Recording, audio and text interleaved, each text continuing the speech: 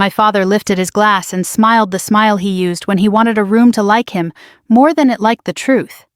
So he said, tapping the rim with a fingernail, "You just teach flight simulators."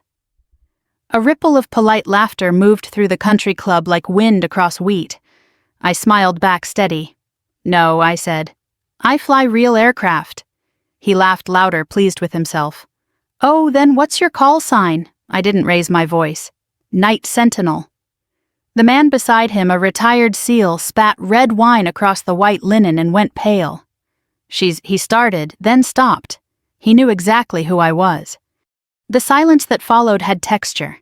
It pressed against the skin the way humidity does before a storm breaks heavy and expectant.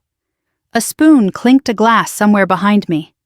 The band, halfway through a careful standard, lost the beat and found it again like a man pretending nothing happened when everything did. My father stood there, glass midair, eyebrows lifted in a question he hadn't expected anyone to answer. The room had been arranged for comfort round tables, linen crisp as folded letters, candlelight calibrated to flatter. People came here to be seen agreeing with one another. The laughter he'd counted on had been currency, and he'd already spent it.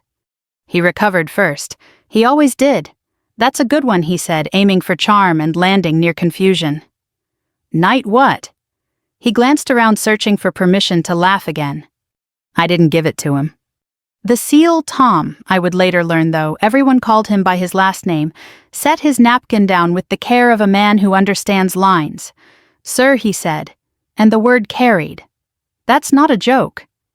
He looked at me, not for approval exactly, but alignment. Then back at my father. "You don't ask that name unless you're ready to hear the answer." My father's jaw worked.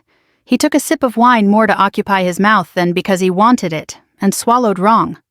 A red spray dotted the cloth like a map no one wanted to read. Someone reached for a napkin.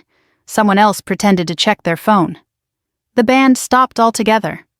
We were at the Hastings Club, the kind of place that smells faintly of lemon polish and money that learned to whisper. It was a charity dinner, veteran scholarships, a cause no one argues with, and my father loved it for the way it made him look benevolent by proximity. He'd arrived late, of course. He always did when punctuality would have suggested deference. His suit shone a little too much at the elbows. His tie argued with itself. I had chosen my dress with the same care I chose my words: navy, unadorned shoes, polished but practical. Years of rooms like this had taught me a simple rule: if you don't want to be measured, don't give them a ruler.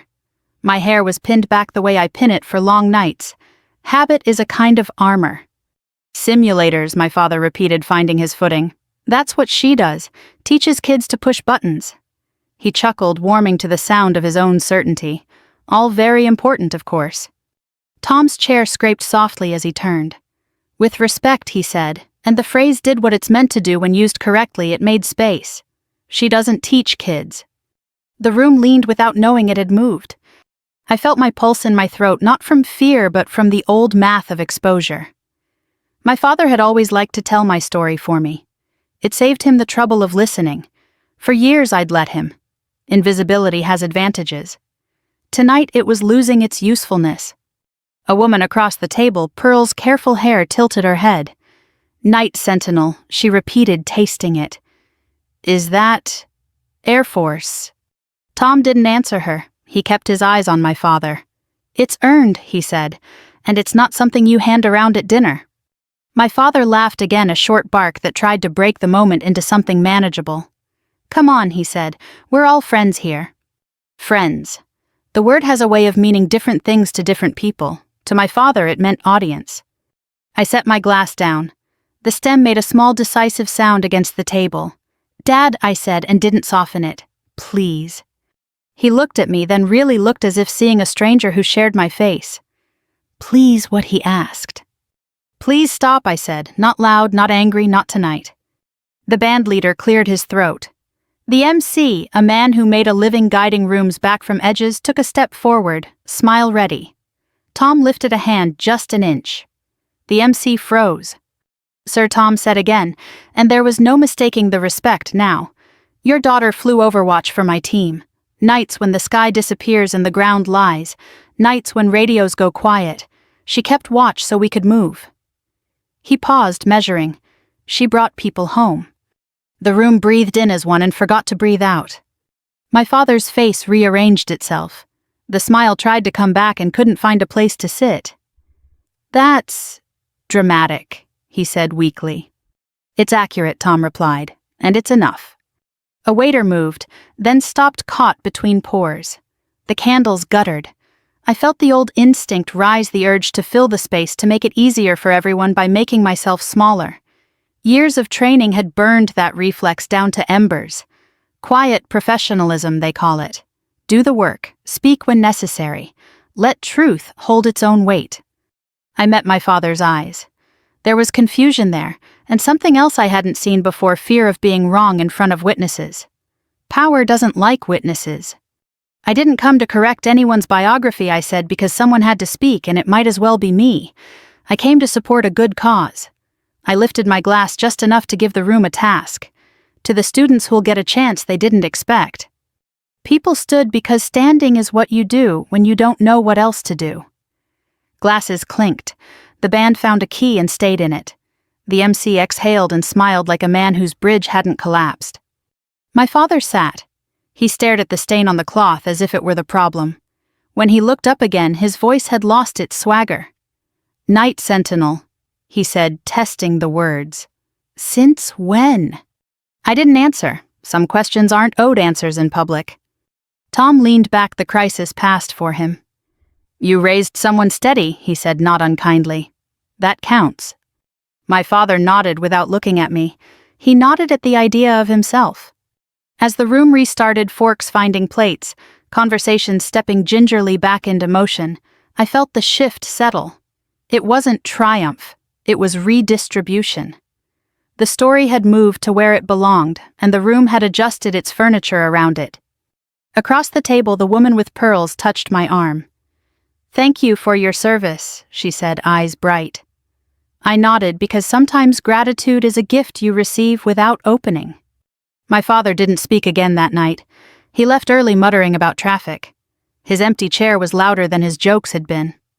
I stayed. I always do.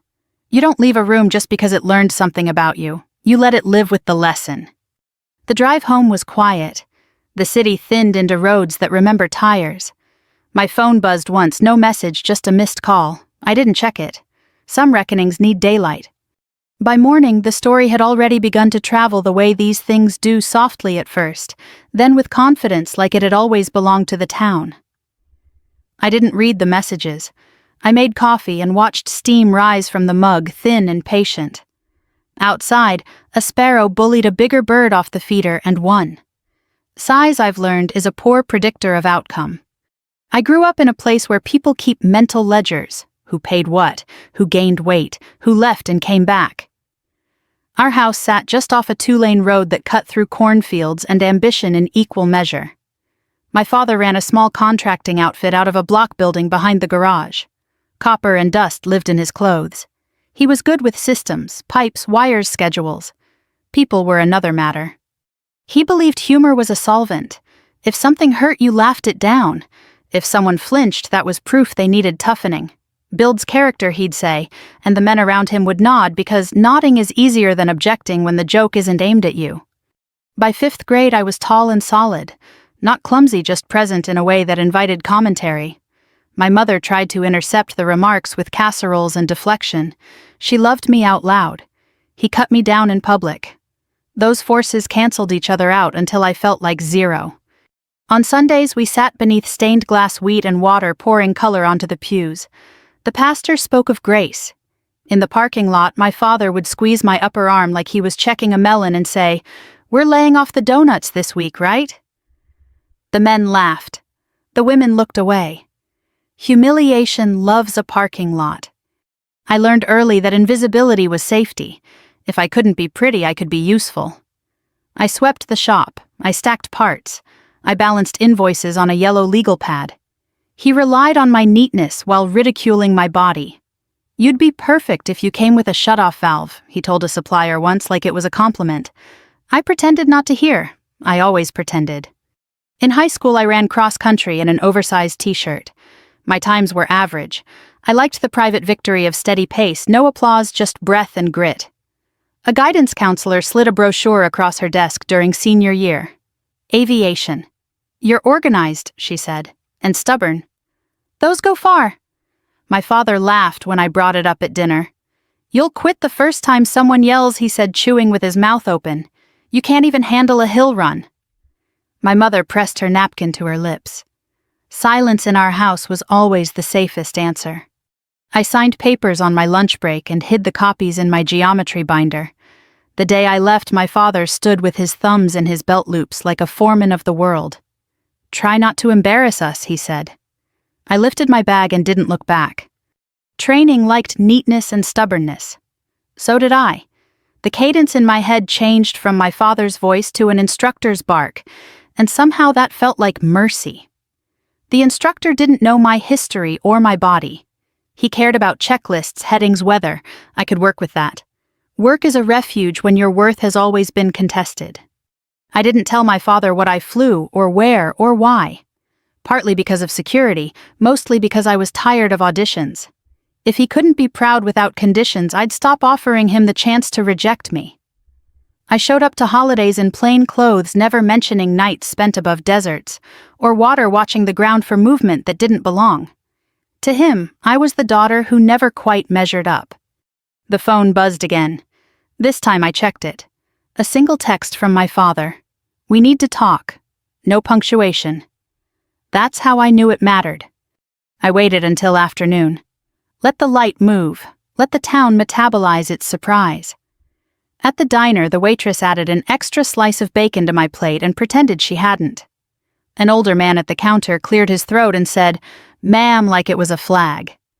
I nodded back. There are handshakes that don't require hands. I drove to the shop at dusk. The roll-up door was half open. A radio played classic country soft enough to be embarrassed about. He sat on a stool with a ledger, open pencil clenched like he was threatening the numbers into place. "You're open," I said. "Always," he said without looking up. I stood where the oil smell was strongest. "We should talk." He set the pencil down with exaggerated care. "We talked enough last night." "No," I said. "You talked, then other people did. I'd like to speak now." He rubbed his jaw. It was a joke. "Jokes are supposed to be funny to the person who hears them," I said, "not just the person who tells them." He stared at the ledger. The fan rattled. Silence held us like old rope. "You never said what you do," he said finally. "You never asked," I said. "You filled the blanks with the story you preferred." He sniffed. "Flying's just a job." "It is," I said, "and so is fatherhood." That one landed. He looked older without chandeliers. There was no stage light to lie for him here.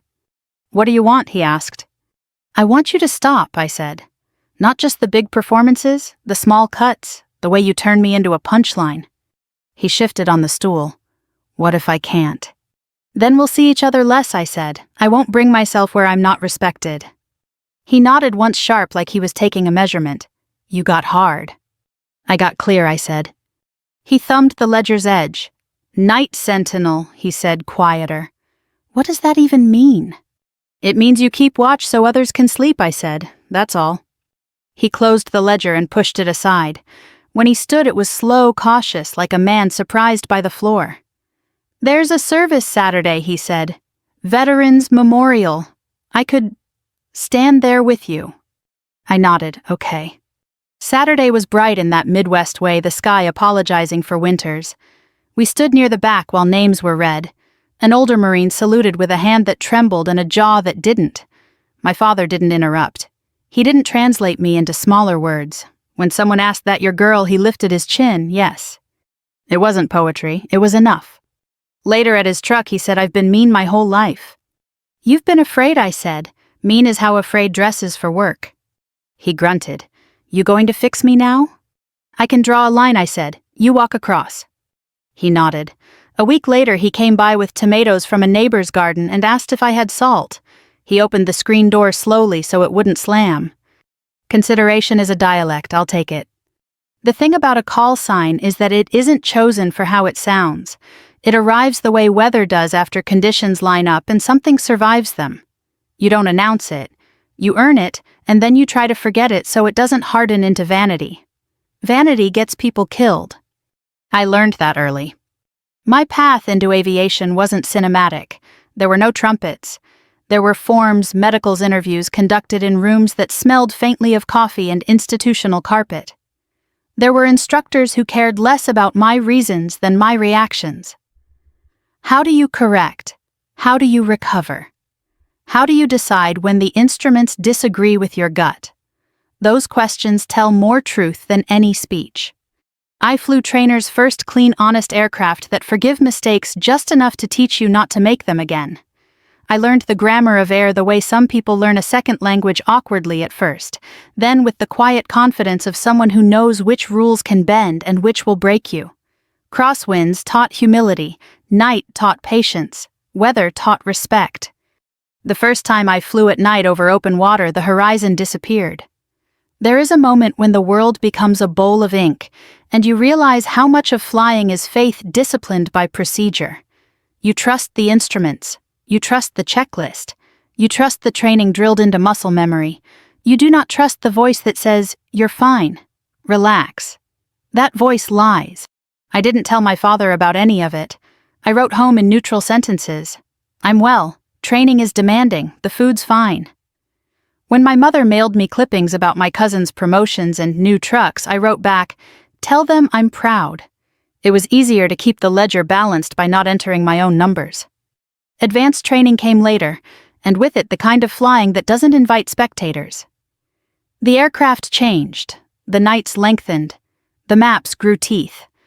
I learned to read the ground by absence, where lights should be and weren't, where a line was too straight to be natural.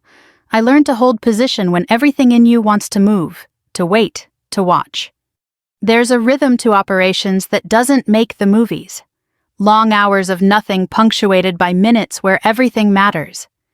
You learn to speak in half sentences that carry weight. You learn that calm is contagious. You learn that fear can be useful if it sharpens instead of scatters.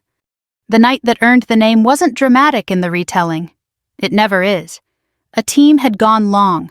Comms went thin, then quiet. Weather was turning. The kind of weather that erases mistakes by making them fatal. I took station and stayed there. Hours passed. Fuel math became prayer. The ground offered suggestions that weren't friendly. I remember thinking about my hands, how ordinary they looked on the controls. How they'd stacked parts in a shop once, how they'd held a pencil over a ledger. Same hands, different stakes. We kept watch. We didn't chase ghosts. We waited for the pattern to tell on itself. When the team moved, we moved with them, a shadow that knew when not to touch the light. They came back thin and tired and alive. Alive is the only metric that matters. The name came later offhand, the way these things do. Someone said it in a debrief like a fact. Someone else nodded. I didn't correct them. I didn't repeat it. I went back to work. That's the part people miss. The work goes on. There are checklists to complete, logs to sign, aircraft to hand over to maintenance crews who will never get enough credit. There are young pilots to correct gently so they'll listen the next time. There are decisions you carry home and set down carefully so they don't break your sleep. I kept the name out of my house, out of family gatherings, out of the stories my father told, because stories are handles, and he had a habit of grabbing hard. When I came home, I hung my flight jacket on a hook by the door and became someone else. Jeans, soft sweaters, a person who blended. The less he knew, the less he could use. Years passed this way. Promotions arrived gradually, the way dawn does if you're paying attention. I learned to keep my voice level in rooms full of men who'd learned to measure authority by volume. I learned that there is a kind of leadership that doesn't announce itself. It simply refuses to be miscounted. I flew with people who could break down radios blindfolded, who recited psalms before takeoff, who called their mothers on borrowed phones when time allowed. They didn't need me thin. They needed me steady. In that steadiness, I found a dignity I could stand inside. When my mother's health faltered, I flew home in whatever I was wearing because there was no time to change. At the hospital, a nurse asked about my job. Before I could answer, my father said, "She teaches." He said it the way you put a lid on a pot. I let him. I always had. At the memorial service the following year, an older veteran shook my hand and said, We had someone watching over us once. Nights like that don't forget you." My father stood beside me and stared at the names carved into stone. He didn't ask. He didn't joke. Silence has many dialects. Back at the club that night, the night the name left my mouth in a room that wasn't ready for it, I watched Tom navigate the aftermath with the ease of someone who has seen worse. People came to him for confirmation. He gave none. He pointed at me once and said, "Ask her," and then walked away. That mattered. I didn't give details. I never do. The truth doesn't need embroidery. It needs boundaries. When my father asked later what it meant, I told him the part that could be carried without damage. You keep watch so others can sleep. He nodded like he understood. Maybe he did. Maybe he just recognized the shape of responsibility when he saw it. The morning after the service, I stood in my kitchen and listened to the house wake. Pipes clicked. A truck passed. The ordinary held. I realized something then that I hadn't let myself think before the name hadn't changed who I was. It had only clarified where I stood. That clarity would be tested again, not in the air but across a table. The hardest landings I've learned happen at home. The dinner resumed the way rivers do after a stone unevenly at first, then with a practiced insistence that forward is the only acceptable direction. Forks found plates, glasses filled and emptied. Laughter returned in careful increments tested like ice. People spoke a little softer. Humor, having failed once, now asked permission before entering the room. My father did not speak. He sat with his shoulders, set eyes moving from the stain on the linen to the candle flame, and back again, as if those were safer subjects than the person across from him. When he did look up, it was with the expression of a man searching for instructions that weren't there.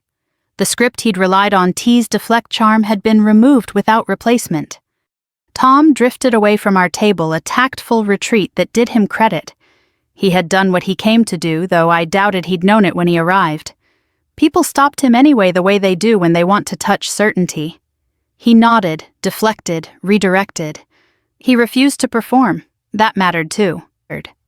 Across the room, the MC leaned toward me with the practiced smile of a man who has learned that bridges are built one plank at a time. "Would you like to say a few words?" he asked, quiet enough to keep it from becoming a dare. I shook my head once. "Not necessary," I said, and it wasn't. Not yet. My father's friends, men who had laughed easily at his jokes for years, suddenly found their napkins fascinating. One of them cleared his throat. Another adjusted his cufflinks. The room had learned something about itself, and like all lessons learned in public, it required a period of rearrangement. A woman at the next table leaned over. "Night sentinel," she said, careful. "Is that dangerous?" "It's work," I said. "So is being a good neighbor." She smiled, relieved by the ordinary shape of the answer. People prefer danger when it wears a costume. Responsibility is harder to applaud. When the band began again, something with a backbone, familiar enough to be safe, the sound stitched the room together. Couples stood. A few brave souls found the dance floor. Motion helps when you're trying to believe things have returned to normal. They hadn't. Not really. Power had moved quietly the way it does when it decides not to announce itself. My father felt it. I could see him registering the absence of laughter, the lack of reinforcement. He drank water instead of wine. His hand shook just enough to catch the light. Later, as plates were cleared and the evening leaned toward its end, he stood and approached me. No glass this time, no audience he could count on. "You could have told me," he said low. "I could have," I agreed. "You could have asked." He frowned. "I didn't think." "That's the problem," I said, not unkindly. "You thought you knew." He opened his mouth, closed it. The band slid into a slower number. A couple brushed past us, murmuring apologies. The room had given us a pocket of privacy without meaning to. "What happens now?" he asked. "We finished dinner," I said. "We go home. Tomorrow looks like tomorrow." He nodded, dissatisfied. He wanted an ending he could understand. I wasn't ready to give him one. Outside, the air had cooled. The parking lot glittered with chrome and intention. My father paused by his car keys in hand. "Night sentinel," he said again, trying the words like a tool he didn't own. "Since when?" I met his eyes. "Long enough." He exhaled. "You embarrassed me." I was embarrassed, I said, for years. He flinched. That was new. We drove separate ways.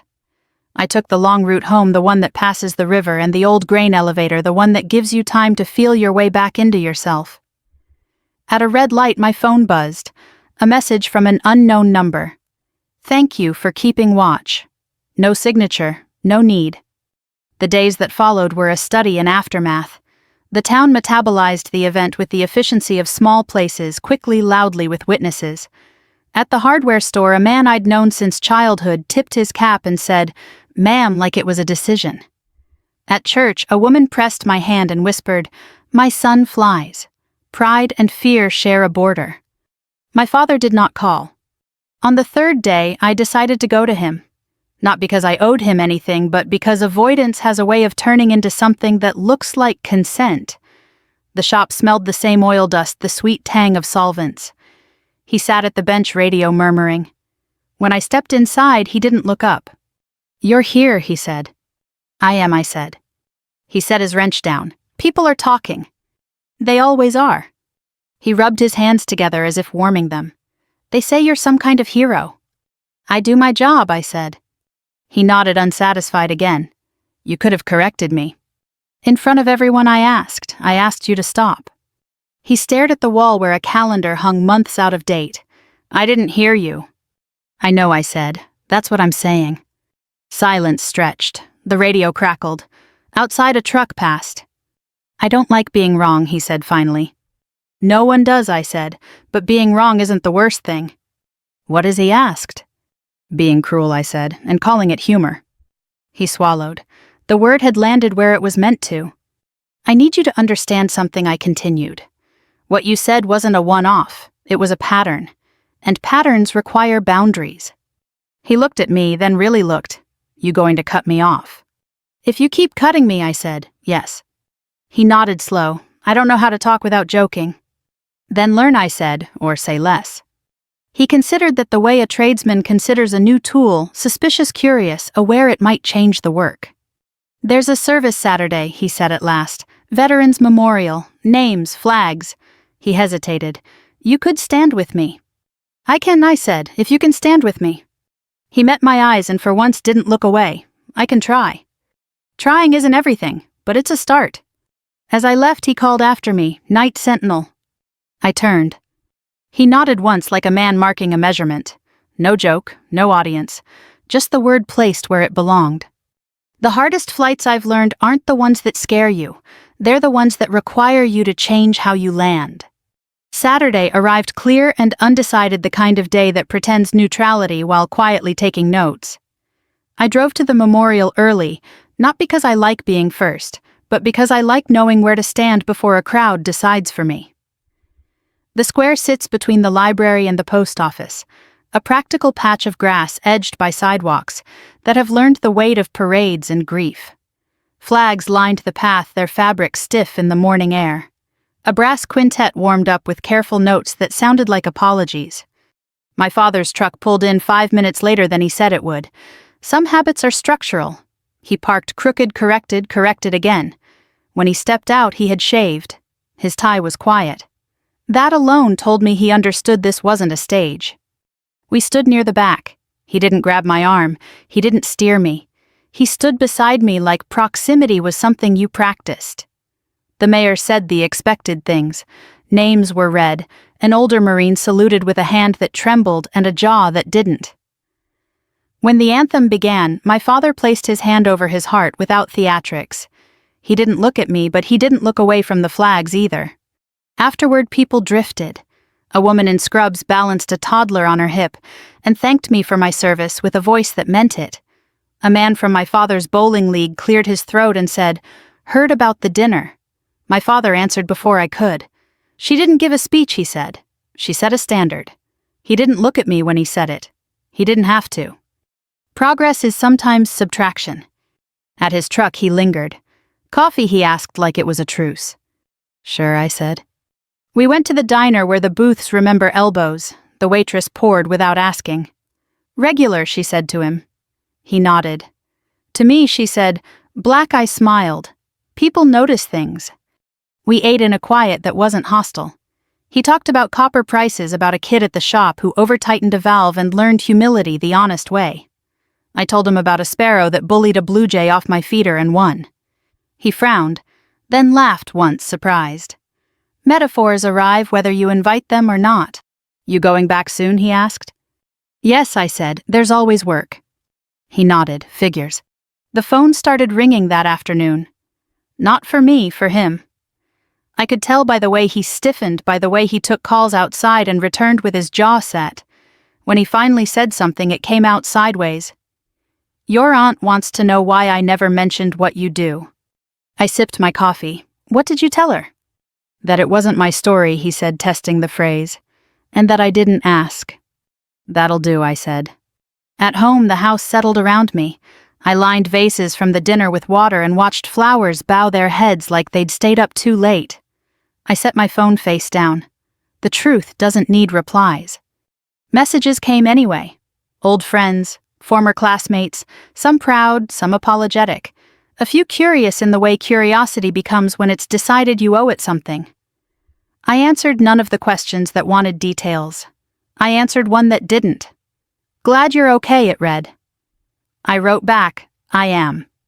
That night, my father came by with tomatoes from a neighbor's garden.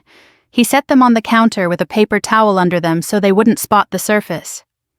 You got salt? He asked. We ate standing up. He opened the screen door slowly so it wouldn't slam. Consideration is a dialect. He didn't say he was proud. That word may never live comfortably in his mouth. But when he left, he turned off the porch light instead of letting it burn all night. Energy costs money. Attention costs more. The following week brought its own tests. A fundraiser called asking if I'd say a few words. I declined. A local paper left a voicemail. I deleted it. A man I didn't know approached me in the grocery store aisle and asked if it was all true. I looked at the canned tomatoes and said, truth doesn't improve with retelling. He nodded, chastened. My father struggled. I could see it in the way he reached for jokes and stopped himself, in the way he sometimes filled silence with weather instead. He corrected himself, once caught a barb mid-flight and swallowed it. That mattered.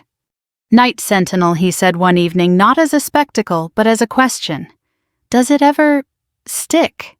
Sometimes, I said, then you put it down. He considered that. I never put anything down. I know, I said, you can learn. He didn't argue. The town adjusted. At church, no one commented on my body. They used my name. At the hardware store, men who had once smirked now nodded. Respect can arrive late. It still arrives. On Thursday, my father called. There's a cookout Sunday, he said. Your brothers. I told him you're coming. I'll come, I said, if it stays civil. It will, he said quickly. Too quickly, then softer I'll make it so.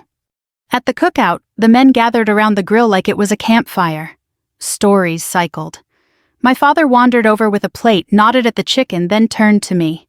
For a moment the old script hovered. He cleared his throat. This is my daughter, he said. He paused. The pause mattered. She runs things bigger than this grill. She takes care of people. He set his plate down. That's all I'll say. It wasn't poetry. It was enough. Later he sat beside me on the porch. I don't like being corrected in public, he said. I don't like being diminished in it, I said. He nodded, fair. When I left, he handed me a jar of pickles. Figured you might like these. Apologies take many forms. That night I packed for a flight. The familiar ritual steadied me, boots by the door jacket on the hook. I slept without counting. In the morning, as I locked up, my phone buzzed. A text from my father, be safe. 2 words. No punctuation, no performance. Boundaries aren't walls, they're doors that open the right way. We were learning which side of them we stood on. The weeks that followed settled into a pattern that felt earned, not easy earned. My father spoke less. When he did, he chose his words the way a man chooses steps on ice, careful testing, willing to pause. I noticed. Not because I was keeping score, but because change announces itself in small refusals to repeat old harm. I went back to work. The airfield greeted me with its honest smells, fuel rubber coffee burned by someone who forgot the pot. Checklists waited. Weather waited. Work has a way of holding you upright when the rest of life tilts. In the cockpit, there is no room for family mythology. The instruments don't care who raised you, they care whether you read them correctly. Nights returned. So did the rhythm climb settle watch. The world below arranged itself into patterns you could trust and patterns you couldn't. I kept watch. Others slept. That exchange still felt fair. When I came home again, the town looked the same and different at once. Familiar streets, new manners. At the post office, a man held the door and said nothing. At the diner, the waitress asked if I wanted my usual and didn't comment when I said yes. It was astonishing how much peace arrived when commentary left. My father called on a Wednesday. "You free Saturday?" he asked. "Depends," I said. "On what?" "There's a dedication," he said. "New plaque at the memorial. Names from a unit that didn't get one before." He hesitated. I could use company. The phrasing mattered. He wasn't asking me to perform. He was asking me to stand. "I'll come," I said. Saturday dawned bright enough to feel like an apology. We stood near the granite reading names carved with the discipline of grief. A retired teacher held a flag pin between two fingers like it might float away. A Boy Scout in a sash tried to stand still and failed. When the cloth came off the plaque, the crowd went quiet the way crowds do when they remember what quiet is for. My father stood next to me without touching. When people approached, he let them. He didn't interrupt to translate me into smaller words. A man I didn't know shook my hand and said, "Thank you." My father nodded once like he understood what that nod cost. On the walk back to his truck, he cleared his throat. "I've been mean my whole life," he said. Not loud, not for effect. "You've been afraid," I said. "Mean is how afraid dresses for work." He absorbed that eyes on the pavement. "I don't know how to say sorry the right way." "Say it once," I said. "Then say it again with your behavior." He nodded. "I can try." Trying has a sound. It sounds like stopping yourself mid-sentence. It sounds like asking a question and waiting for the answer. It sounds like not telling a joke because you're not sure it will land clean. We went for coffee. He talked about nothing and everything, about a leaky valve, about the price of copper, about the neighbor's dog that wouldn't learn. He didn't ask for stories. He didn't ask about the name. He didn't need to. He was learning where not to pull. Later that afternoon, he surprised me. "You want to show me?" he asked. "Show you what?" "What you do," he said. "Not details, just the shape of it." I considered. Boundaries aren't fixed. They're measured. "I can show you the simulator," I said. "The part that's meant to be shown." He smiled, relieved. That'd be something. At the base, I watched him take in the hangar, its scale, its order. He moved carefully like a guest in a church. When the instructor ran through the briefing, my father listened without interrupting. In the simulator, the horizon did its disappearing trick. My father's hands tightened on the armrests. "That's nothing like I thought," he said when it ended. "Most things aren't," I said. He nodded. "I used to think courage was loud." "So did I said. "It's not." On the drive home, he was quiet. At a stoplight, he glanced at me. "Night sentinel," he said, not asking, not joking, just naming. "Yes," I said. "I won't use it," he added quickly. "Not unless you say." "That's good," I said. "Thank you." He exhaled like he'd set something down he'd been carrying without knowing it was heavy. The test came as tests do when we weren't ready. A family dinner, too many people, too much history. The old grooves waited like ruts in a road.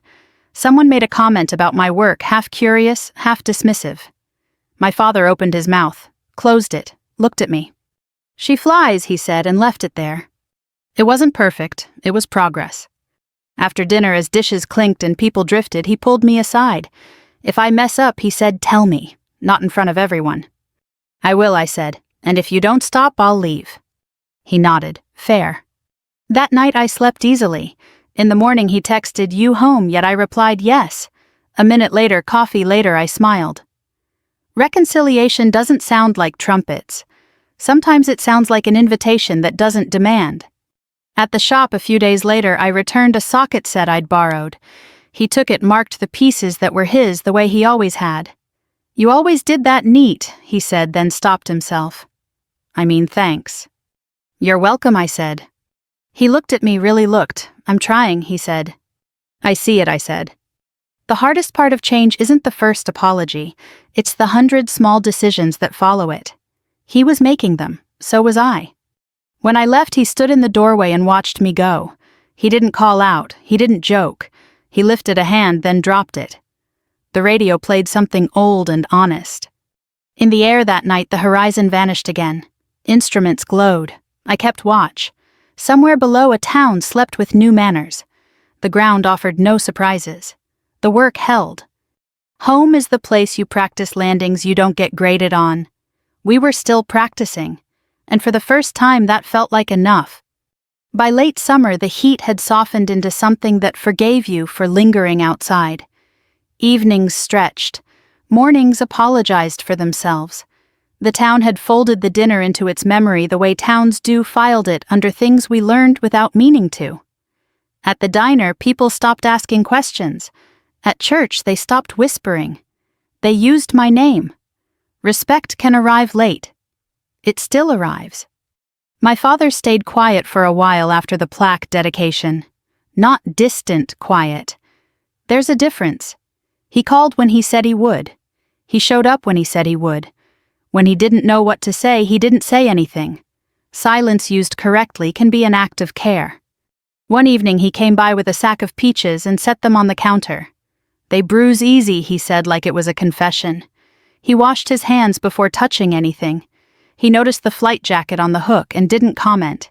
He noticed the boots by the door and didn't ask. Consideration has a shape. It looks like restraint. We sat on the porch with the radio low. Fireflies made small decisions in the yard. He cleared his throat. "I've been thinking," he said. "That's dangerous," I said, smiling. He smiled back, tentative. "I used to think being a father meant toughening you up so the world couldn't hurt you." And now I asked. "And now I think the world was never the problem," he said. I was. We let that sit. Not every truth needs a reply. A week later, at a neighborhood cookout, someone new asked the old question, the one that used to arrive wrapped in a smirk. "So what do you do?" he said, casual, curious, a little dismissive. I waited. My father was closer to the grill than I was. He looked at me, then back at the man. "She flies," he said. "No flourish, no joke.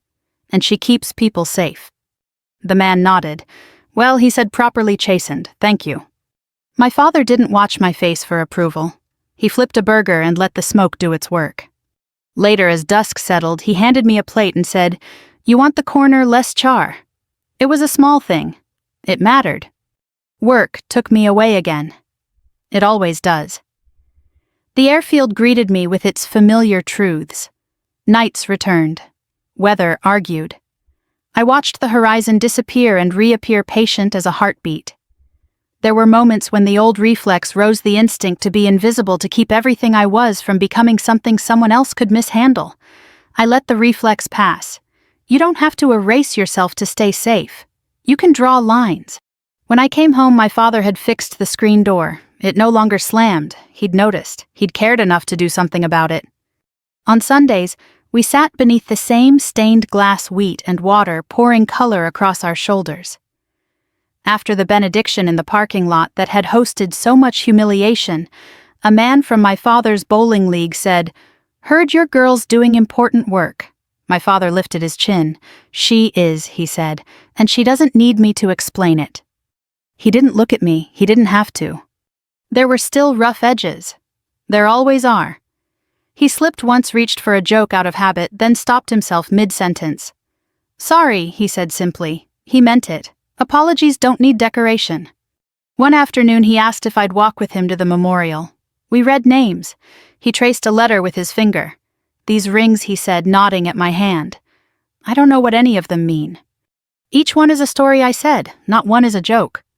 He nodded, absorbing. "I'll remember that." That night I stood in my kitchen and looked at a photograph from the dinner someone had slipped into an envelope, candids from the edge of the room. In one, my glass is raised. The light finds me the way light should, not as a spotlight, but as a window. I set the photo beside one of my mother holding me as an infant, both of us serious, both practicing how to be seen without asking permission. My father didn't become a different man overnight. He became a quieter one. He learned to ask before telling, to listen before laughing, to keep his hands to himself on words, on stories, on me. That is not a small thing. It is a lifetime's work begun late and done honestly. We still disagree. We still misstep. Boundaries still get named out loud from time to time, but the weather has changed, the climate maybe. Respect has moved in and started paying rent. On my last night home before another stretch away, he walked me to the door. "Be safe," he said, and this time he added, "I'm glad you are who you are."